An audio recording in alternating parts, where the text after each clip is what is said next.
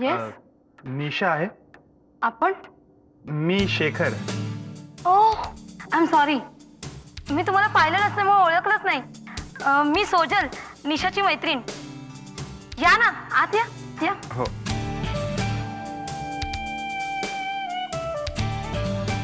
या बसा, मी आलीच हा पाणी घेऊन.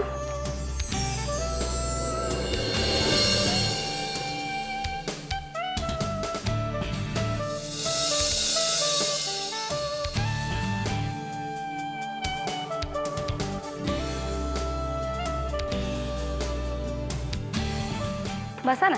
हो. निशा कुठे आहे? अजून झोपली आहे का? नाही, मी बोलून आणते.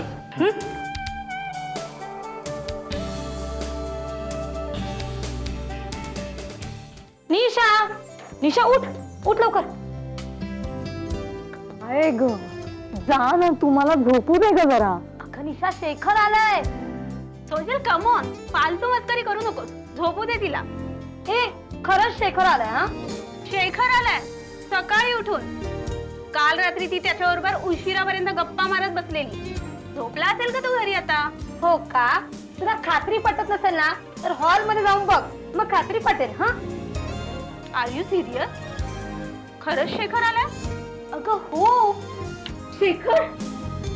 यू मीन शेखर इथे खाली आलाय? अगं मग मला आधी का नाही बोललीस? तुला मागापासून मी रामायण ऐकवते का? चल लवकर उठ. मी ऐक ऐक ऐक, त्याला खालीच बसायला सांग आणि त्याला चहा दे, चहा दे किंवा ताट साडी. अगं हो जाते जाते.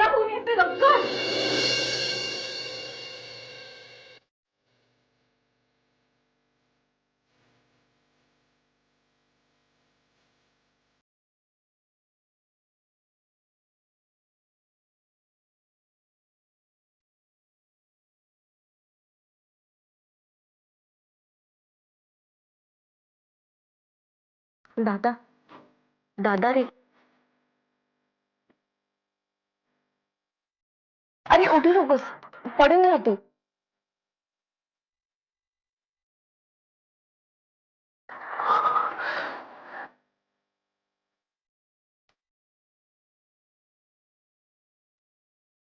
झोप झाली असेल तर चहा घेऊन येऊ. रात्रभर झोपलोच आहे कुठे मी. जागाच होतो ग. रात्रभर खूप दुखत होतं काय रे?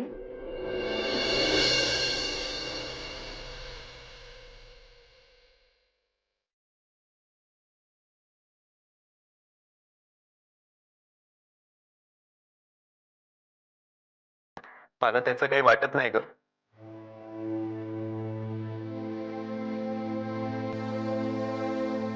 आईला शोधतोयस? ती नाहीये घरात, कामाला गेलीये. तू बस हा, मी तुला चहा आणते. संपदा थांब ना. चहाचं राहू दे ना ग. तू बस ना इकडे थोडा वेळ.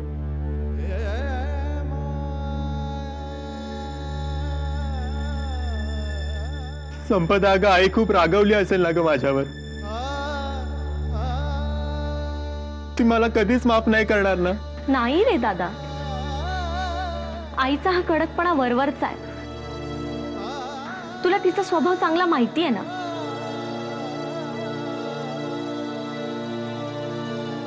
पण दादा, तू असं का वागतोस रे? तुझ्या अशा वागण्यामुळे आईला किती त्रास होतो हे माहितीये का तुला? मला माहितीये का सगळं. आपल्या आईनी खूप सहन केलंय. मी खरंच खूप प्रयत्न करतो ग. चांगलं वागायचा, तिला खुश ठेवायचा. पण नेहमी तिला माझ्यामुळेच त्रास होत आलाय.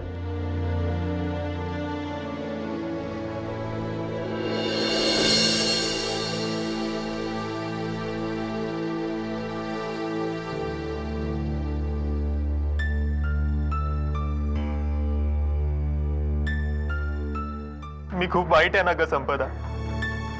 मला माहिती आहे आई मला कधीच माफ नाही करणार ना ग. तसं नाहीये रे दादा. तुलाही चांगलंच माहिती आहे आई तुझ्याशी बोलल्याशिवाय राहूच शकत नाही. एकीकडे ती तुला सतत ओरडत असते आणि दुसरीकडे तू नीट जेवलायस की नाही, तू रुसलास तर नाही ना, म्हणून सारखी काळजी करत असते. पण यावेळीची परिस्थिती वेगळी आहे संपदा. अगं यावेळा चक्क पोलीस स्टेशन. तसं काही नाहीये रे. तिचा राग शांत झाला की ती पुन्हा बोलेन तुझ्याशी. ती फार दुखावली गेलीये रे. तिला सावरायला थोडा वेळ तर दे. आणि ती बोलायला लागली ना की तू पुन्हा असं वागणार नाही असं तिला प्रॉमिस कर.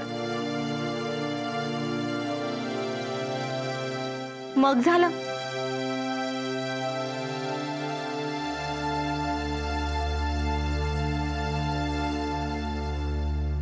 बाप रे, माझा एवढा स्ट्रॉंग समीर दादा रडतोय. इतका विचार नको करूस रे. तू थांब, मी पटकन चहा घेऊन येते म्हणजे तुला बरं वाटेल.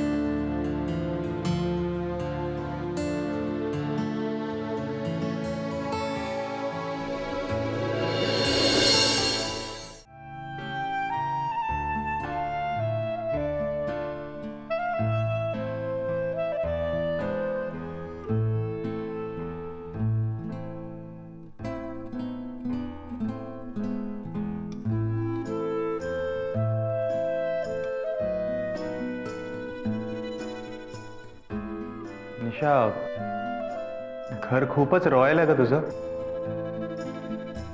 हो आहे ना, पण इथं मी एकटीच राहत होते. सगळं होतं इथे, फक्त प्रेम करणारी माणसंच नव्हती. घरात सगळे असले की घर सुखी होतं असं कोणी सांगितलंय? गैरसमज आहे तुझा. पण एकटीनं राहून जीव घाबरायचा माझा, म्हणून या दोघी राहतात माझ्याबरोबर.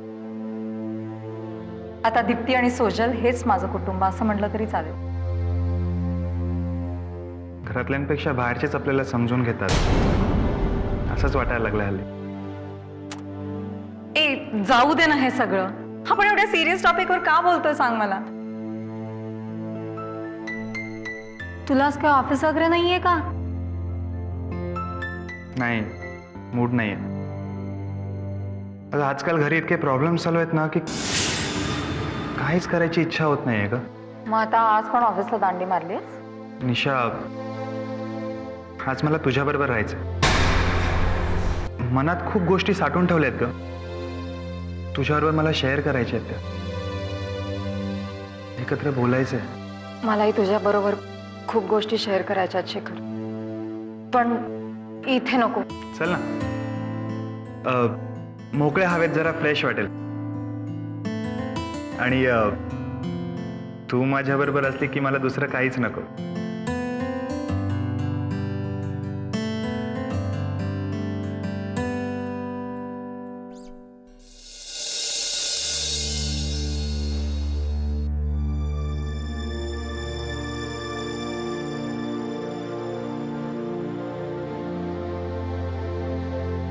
आई, अगं आज लवकर कशी? अगं आई, मी काय विचारतीये, आज लवकर कशी काय आलीस?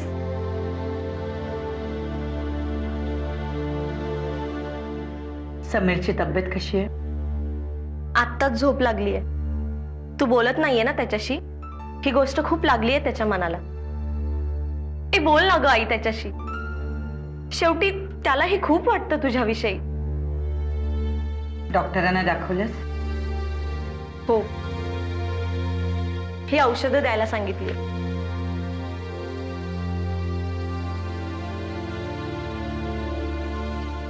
आई,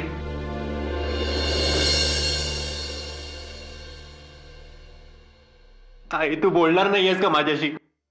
आई प्लीज बोल ना माझ्याशी.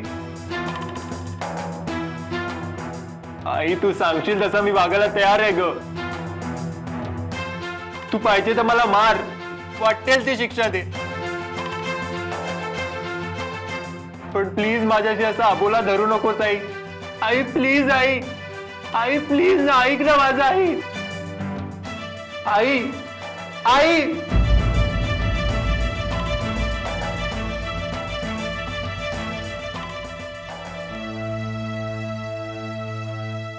ठीक आहे, मी नकोसा झालो ना तुला आता.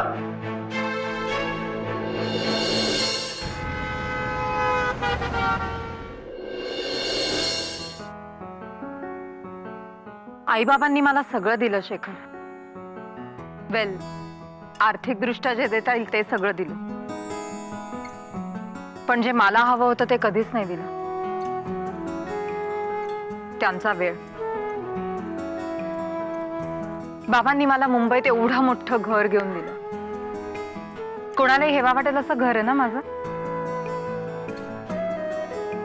पण त्या घरात बाबा एक तासाकरता सुद्धा आलेले नाहीये. मला त्यांची गरज आहे, त्यांच्या पैशांची नाही. एवढी साधी गोष्ट त्यांना कळत नाही.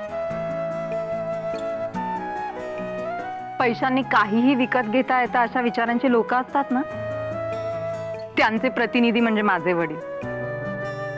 मला याचं वाईट वाटतं की बाबांना ही गोष्ट कशी काय जाणवत नाही. ते सतत फक्त त्यांच्या कामात गर्क असतात. निशा, अगं ते तुझ्यासाठीच करतात ना. पण मला हे सगळं नकोय. मला मला माझ्याशी 2 प्रेमाचे शब्द बोलणारी माणसं हवी आहेत शेखर. दिवसातून किमान एकदा तरी माझ्याशी कम्युनिकेट करतील असे आई वडील हवेत. आणि म्हणूनच मला तुझं भयंकर आश्चर्य वाटतं शेखर. माझं आश्चर्य का? तुझ्या घरी तुझी आई, भाऊ, बहीण सगळे आहेत, पण तरी सुद्धा तुला पळून जावं असं वाटतं. असं का म्हणाला? ज्याचं दुःख त्यालाच कळतं.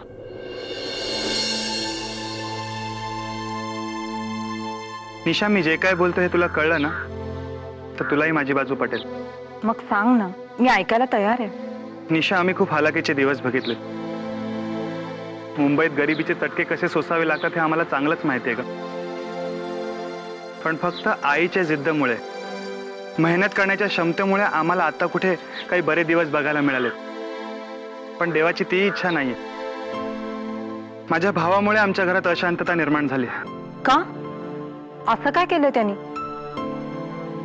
आय मीन, काल तू मला तातडीने फोन केलास, काय झालंय?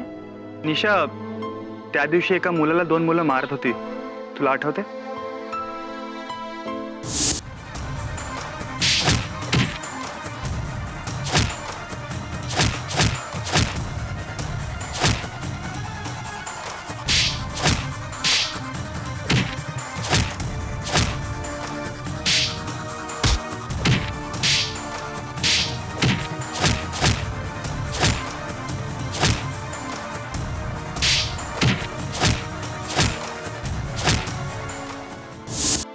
हो, आठवतं.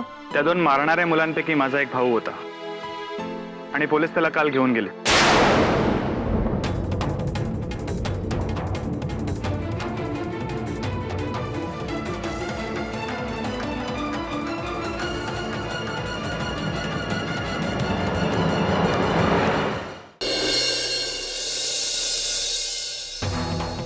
मग मी तरी जगून काय करू? मी स्वतःला शिक्षा करून घेतो. आई, आई लवकर ये. आई लवकर ये तू. सोड म्हणतो मी. संपदा, सोड मला. काय सांगतोयस मला? का सांगतोयस? एक तर स्वतः चुका करायच्या आणि वर मला मारायच्या धमक्या देतोयस. का सांगतोयस? का सांगतोयस तू?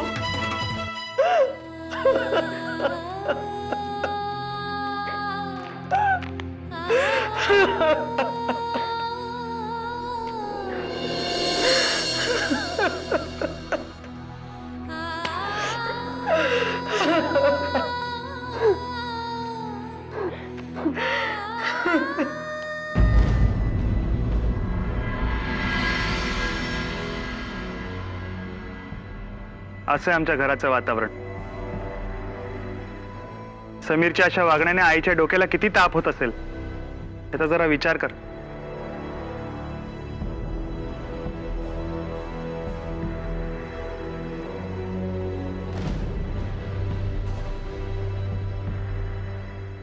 असं आहे तर शेखर, मला वाटतं तुझे वडील घरी असते तर यातल्या कितीतरी गोष्टी टळल्या असत्या ना. नाही म्हणजे बाबा घरी असतात तेव्हा मुलांना पण एक धाक असतो, आणि वडील घरी नसले तर मुलं कशी भरकटू शकतात याची अनेक उदाहरणं मी पाहिली.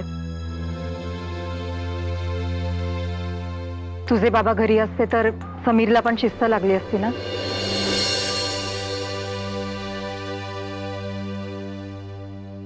पण तुझ्या या बोलण्यावरून मला तुझ्या आईबद्दल आता फार आदर वाटतोय. इनफॅक्ट मला त्यांना भेटावंसं वाटतंय आता. खरंच तुला माझ्या आईला भेटायचंय? हो, आपण आजच जाऊयात भेटायला त्यांना.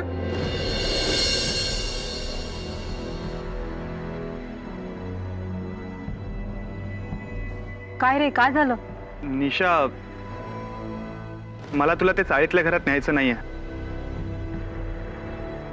त्या वातावरणापासून तू जेवढी लांब राहशील ना तेवढंच चांगलं आहे. शेखर, मला तुझ्या आईंना भेटायचंय. त्या कुठे राहतात त्याच्याशी मला काहीही घेणं देणं नाहीये. खरंच, नवरा युद्ध कैदी असताना एका बाईने स्वतःच्या हिमतीवर आपल्या मुलांना एकटीने मोठं करणं म्हणजे it's really great. A, by the way, तुझे बाबा जेलमधून कधी सुटणार आहेत? ते कधी सुटणार आहेत तू प्लीज मला विचारू नकोस. का? कारण ते युद्धकैदी नाही आहेत. अरे पण तूच तर मला म्हणाला होतास की ते. मी खोटं बोलत होतो, आणि आतापर्यंत सगळ्यांना आम्ही हेच सांगत आलो. जर खरं कारण कळलं ना तर लोकांचा आमच्याकडे बघण्याचा दृष्टिकोन बदलेल. शेखर, म्हणजे तू मला परका समजतोस? मला खरं काय ते सांग बरं.